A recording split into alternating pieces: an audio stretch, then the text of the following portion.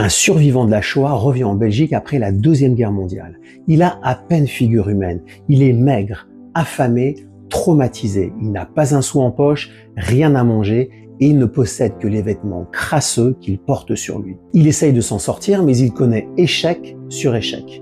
Et quand il est sur le point de sombrer, en désespoir de cause, il va trouver Rabbi Hitzikel d'Anvers, un juste connu pour sa grande sagesse, et il lui conte toute sa misère.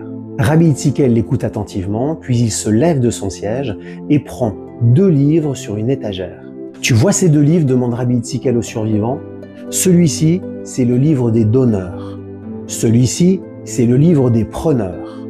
Dis-moi, dans quel livre veux-tu que je t'inscrive ?» Surpris par la question, le survivant racontera plus tard qu'instinctivement, il répond qu'il préfère être inscrit dans le livre des donneurs, mais sans savoir expliquer pourquoi. Et à partir de cet instant, effectivement, les efforts du survivant pour s'en sortir dans la vie commencent à être couronnés de succès. Sa situation financière s'améliore progressivement au point qu'il va devenir dans l'après-guerre un des hommes les plus riches de Belgique et un très généreux donateur auprès des institutions toraniques. Et ça, c'est un principe énoncé dans la Torah. Alors attention, je sais que ça peut paraître choquant et que ce qui va suivre a l'air de sortir tout droit du forum de Davos ou bien d'une réunion du MEDEF, le syndicat patronal, mais c'est pas moi qui l'écris, c'est Maïmonide. Maïmonide, une des figures les plus influentes du judaïsme et de la philosophie médiévale, rapporte à la fin de Ilches Matnas Aniyim que si une personne a besoin de la charité mais décide de s'en passer en endurant les souffrances de la privation